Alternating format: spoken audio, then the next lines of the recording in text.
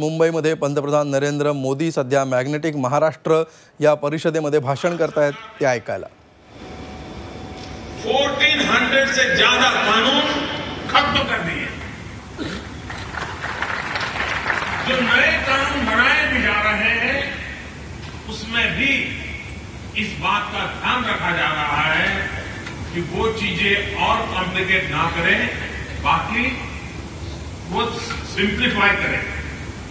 सरकारी प्रक्रियाओं के साथ ह्यूमन टू ह्यूमन इंटरफेस जितना कम हो सकता है वो हम कर रहे हैं।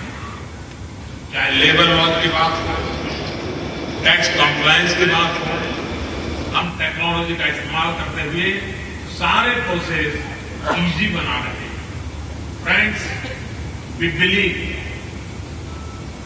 Potential plus policy plus planning plus performance leads to progress. इसी सोच का नतीजा है कि आज नेशनल हाईवेज बनाने की स्पीड, नई रेल लाइनों के निर्माण की स्पीड, रेल लाइनों के इलेक्ट्रिफिकेशन की स्पीड, सरकार द्वारा घर बनाने की स्पीड, पोर्ट पर माल ढुलाई की स्पीड, सोलर पावर में कैपेसिटी एडिशन की स्पीड, पहले के मुकाबले, मैं और भी 50 चीजें बता सकता हूं, पहले के मुकाबले ये 2 गुना 3 गुना हो चुकी है। साथियों, हमने एक और ऑप्टिमम यूटिलाइजेशन ऑफ रिसोर्सेज सुनिश्चित किया है। दूसरी ओर रिसोर्स आधारित डेवलपमेंट पॉलिसी की ओर आगे बढ़ रहे हैं और डेवलपमेंट पॉलिसी आधारित बजट पर हम जोर दे रहे हैं। पिछले 3-4 साल में हमारी सरकार ने जो बजट में रिफॉर्म किया है, बजट से जुड़ी जिस सोच को बदला है, वो पूरे देश में एक नया वर्क कल्चर ही नहीं डेवलप कर रहा, बल्कि सामाजिक आर्थिक जीवन को भी ट्रांसफॉर्म कर रहा। रेल बजट अब बजट का हिस्सा बन गया। बजट में पहले प्लान नॉन प्लान की जो आर्टिफिशियल दीवार थी वो हमने खत्म कर दी। बजट का समय भी बदलकर अब 1 महीना पहले हो गया। इन सारे फैसलों की वजह से अब बजट में आवंटित राशि विभागों के पास समय से पहले पहुंच जाती है। योजनाओं पर काम करने के लिए विभागों को अब ज्यादा समय मिल रहा है। मानसून की वजह से काम की जो गति धीमी हो जाती थी, उसका प्रभाव भी काफी हद तक अब खत्म हो गया है। सरकार ने जो स्ट्रक्चरल चेंजेस किए, पॉलिसी इंटरवेंशन किए, उसका लाभ देश के किसानों को, गरीबों को, दलितों को, पिछड़ों और समाज के वंचित तबकों को उनके तक पहुंचे। ये साल दर साल हमारे हर बजट द्वारा सुनिश्चित किया गया, पुनः स्थापित किया गया। Friends, our budget is not limited to outlay. Our budget is not limited to only output. Focus of our budget is on outcomes. हम 2022 तक हाउसिंग फॉर ऑल, 2019 के अंत तक पावर फॉर ऑल, इन सारे क्षेत्रों पर हम पहले से काम कर रहे हैं। इस वक्त बजट में clean fuel for all, health for all, in 2 concept पर काम और तेज किया गया है। हमने उज्ज्वला योजना के तहत गरीब परिवारों को मुफ्त गैस कनेक्शन देने का लक्ष्य 5 करोड़ परिवार से बढ़ाकर 8 करोड़ परिवार कर दिया है। भारत में टोटल परिवारों की संख्या करीब 25 करोड़, उसमें से 8 करोड़ परिवार। ये सिर्फ कुछ योजनाएं तो नहीं है, बल्कि दिखाती है कि हम किस दिशा की तरफ बढ़ रहे हैं। देश के गरीब से गरीब व्यक्ति के सामाजिक आर्थिक कल्याण, उसके सोशल और फाइनेंशियल इंक्लूजन की यह फिलॉसफी हमारे बजट में एक आधारभूत मान्यता के रूप में आप अनुभव करते हो। जनधन योजना, स्वच्छ Bharat mission, skill India, digital India, मुद्रा योजना, stand up India, startup India, ऐसे अनेक अनगिनत योजनाएं देश के गरीबों को, निम्न मध्यम वर्ग को, मध्यम वर्ग को, नौजवानों को, महिलाओं को सशक्त कर रहे हैं। साथियों ने हेल्थ केयर से जुड़े जिस बड़े इनिशिएटिव का ऐलान किया, वो दुनिया भर का ध्यान अपनी ओर खींच रहा।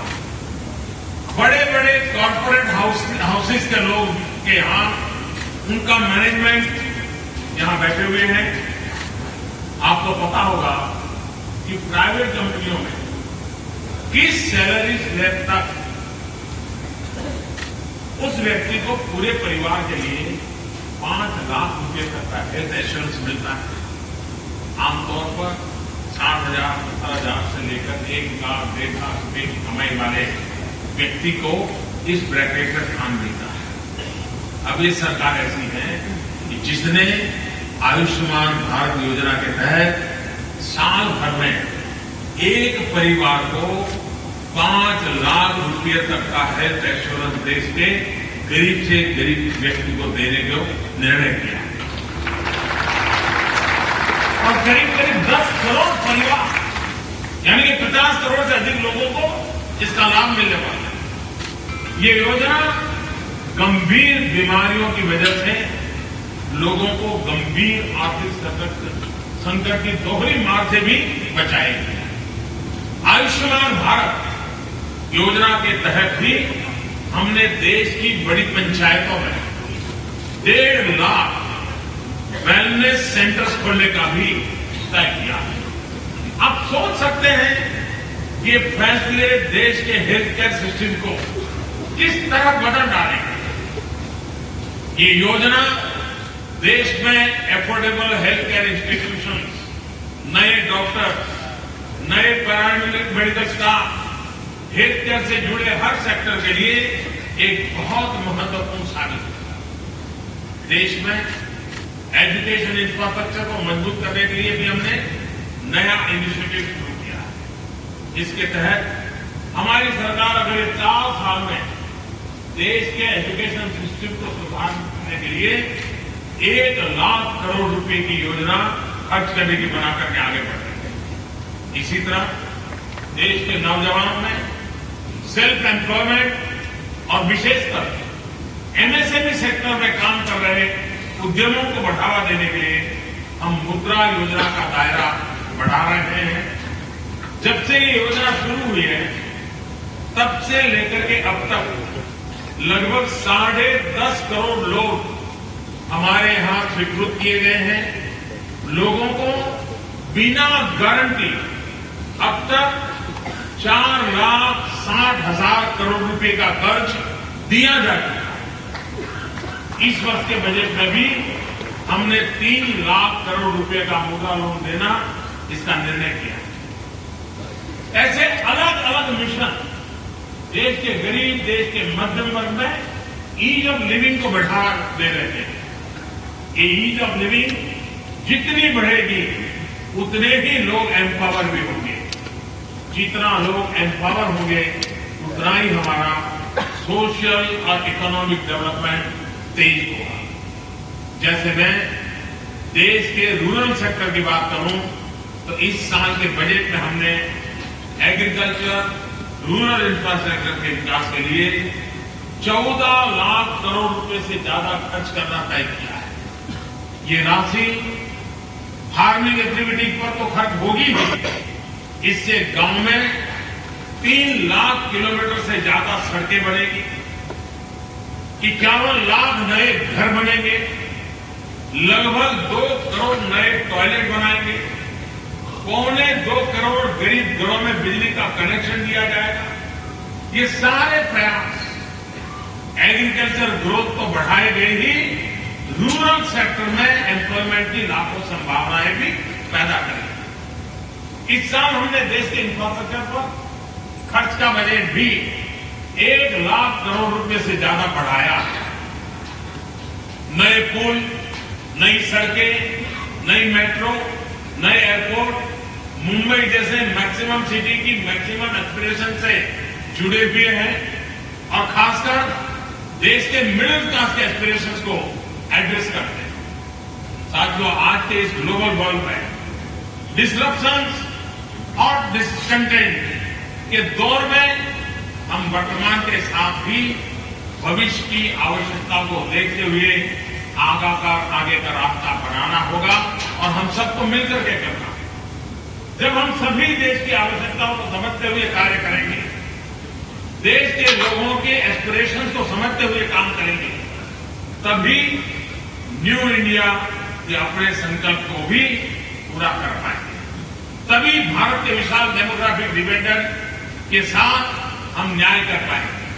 मुझे पूरी उम्मीद है कि महाराष्ट्र सरकार, यहां की ब्यूरोक्रेसी, यहां के करोड़ों को नागरिक अपने अपने संकल्प को पूरा करेंगे और समय रहते पूरा करेंगे। आखिर में मैं मैग्नेटिक महाराष्ट्र के करिश्मेटिक जनता जनार्दन को, यहां के परिश्रमी लोगों को, उद्यमियों को उनका हृदय से आभार व्यक्त करते हुए अपनी बात को समाप्त करता हूं। फिर एक बार इस समारोह को हृदय से बहुत बहुत शुभकामनाएं देता हूं। देश दुनिया से आए हुए सभी महानुभावों को विश्वास दिलाता हूं कि भारत सरकार राज्य सरकारों के साथ जुड़ करके राष्ट्र के विकास के लिए प्रतिबद्ध है। जो दुनिया की 1/6 पॉपुलेशन का भला होगा, तो दुनिया का कितना भला होगा, जितना अंदाजा भली भांति लगा सकते हैं। बहुत बहुत धन्यवाद। झी 24 तास रहा एक पाऊल पुढे।